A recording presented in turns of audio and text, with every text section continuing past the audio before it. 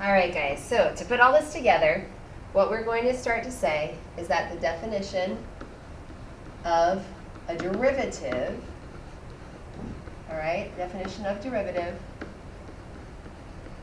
is f prime at a, which is really the limit as x approaches a, and then we use the slope formula, f of x minus f of a divided by x minus a. This is one method of how we do the limit approach. Remember, the other method is one with the h in it, and we're going to do that in just a moment.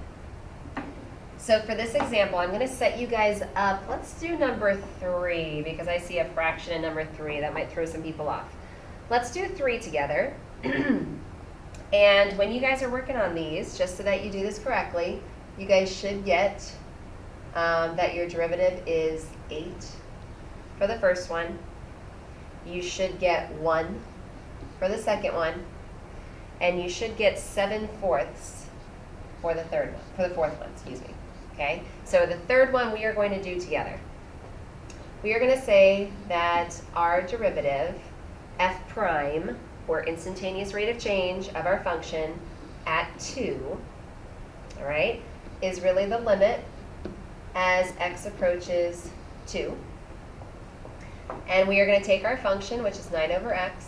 We are going to subtract 9 over 2, 9 divided by 2, all over, all divided by x minus 2. I have it set up now. Remember, this is where our ability to simplify fractions and complex fractions comes in. I need to find a common denominator in my numerator. So I'm going to repeat, copying down my limit as x approaches 2. My common denominator will be 2x, so I'm going to need to multiply by 9 by 2. So I have to multiply this one by 2 over 2. And I'll have to multiply x over x here. So that gives me 18 minus 9x divided by 2x. And this is all divided by x minus 2. Remember, when we have a double denominator, these are going to wind up multiplying, because what I'm really doing is I'm going to multiply by 1 over x minus 2. Okay? So here is my limit as x approaches 2. And I have 18 minus 9x divided by 2x times x minus 2. What you guys will notice in the numerator is that 9 is a common factor. So my limit as x approaches 2, I'm going to pull out, all right, let's pull out 9 first and see where we get. So I pull out 9, I'm going to get 2 minus x divided by 2x times x minus 2. Now this looks really similar, except this x up here is negative, and this one down here, my x is positive, and then my 2 is positive in the numerator, but it's negative in the denominator. So what I really would love to do is switch that. So if I pull out a negative 9 instead of a positive 9, that will distribute to make a negative 2 and a positive x. And now they are the same factor, so I can cancel out these two. So what I'm really saying is that my limit as x approaches 2 of negative 9 divided by 2x. At this point, I have simplified as far as I can.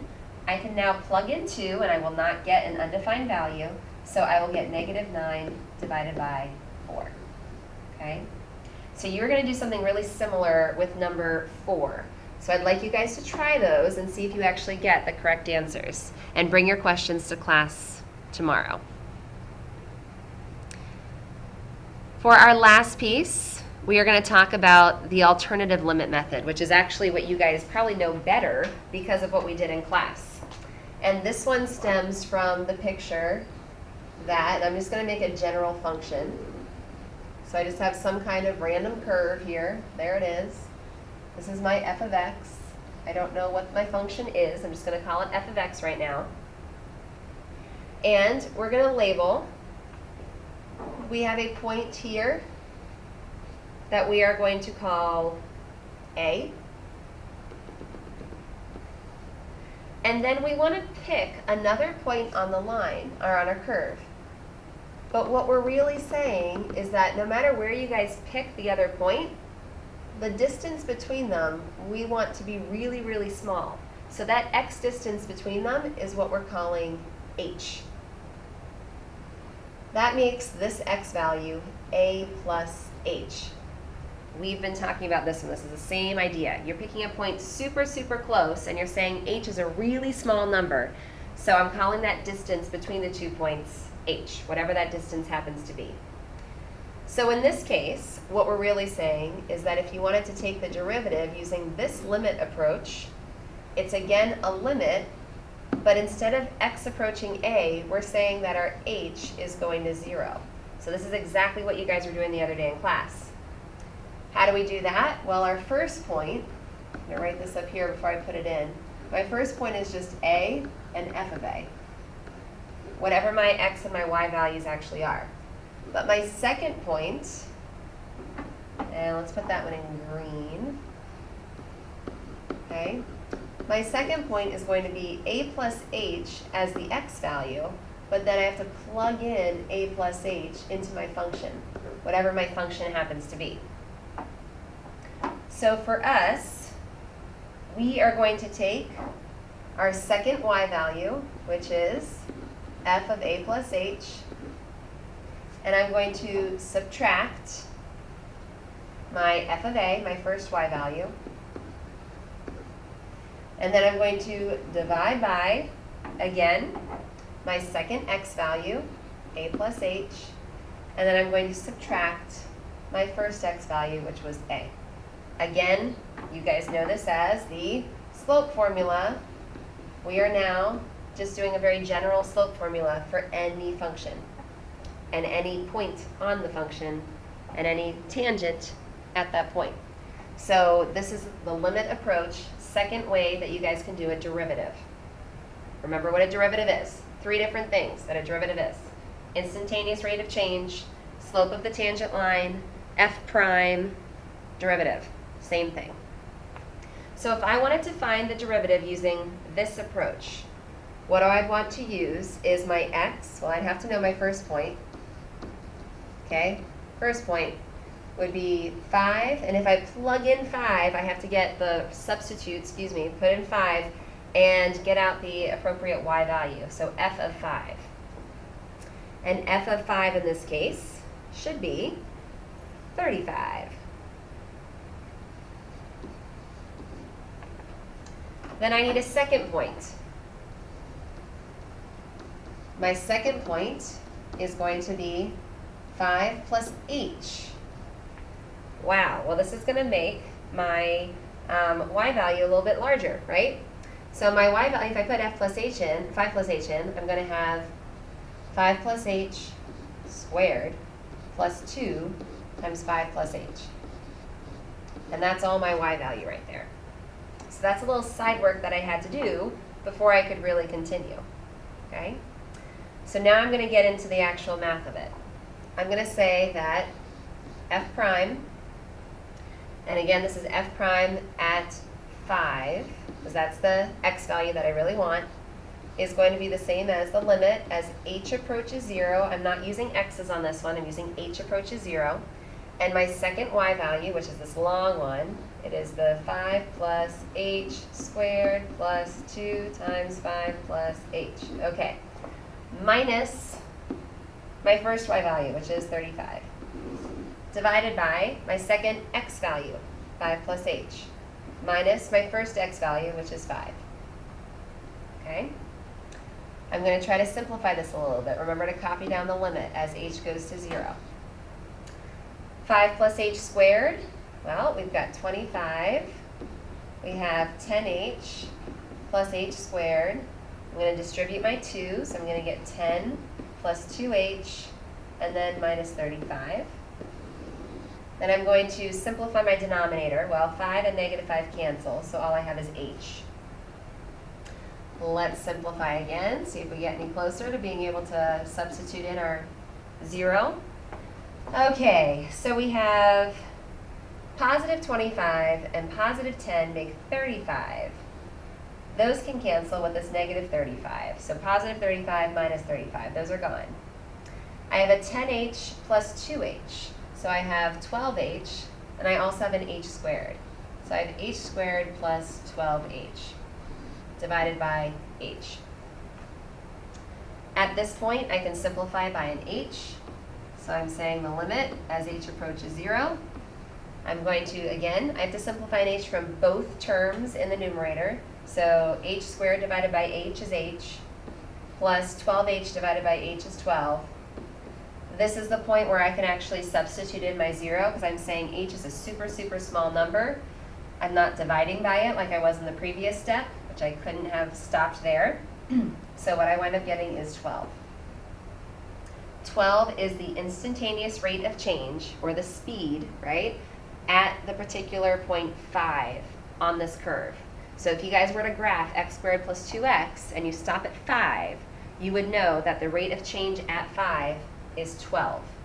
We don't know what the units are, but 12 is what our rate of change is. Okay, so when we start to do real life problems, that'll make a little more sense. All right, so to leave you guys for today, I'd like you guys to try a few more. And what you'll notice, number 2 should feel pretty similar. But I want you guys to try this number 2 with the h approaches 0 method.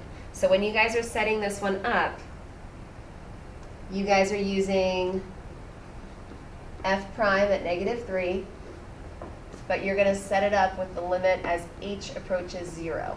So think about what you're going to need to put there for that one. Okay?